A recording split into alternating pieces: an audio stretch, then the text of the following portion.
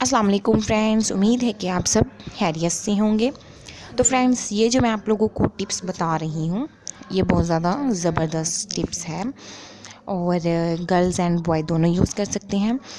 ये जो टिप्स है चेहरे के तमाम मसले, यानी आप लोगों के फेस पर जो भी कोई मसला है, दाग धब्बे, झुर्रियाँ या फिर कोई भी मसला आप लोगों के फेस पर है, इससे आप लोगों का वो दूर हो जाएगा। और जो इसमें चीज़ें इस्तेमाल होनी है वो ज़्यादा एक्सपेंसिव भी नहीं है और घर की ही चीज़ें हैं।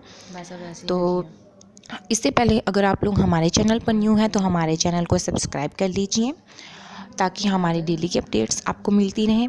और इसके लिए आपको सिर्फ 3 चीज़ों की ज़रूरत है। एक, आप लोगों ने लेना है अंडे की सफ़ेदी, ठीक है। उसके बाद आप लोगों ने लेना है 1 टेबलस्पून एलोवेरा जेल।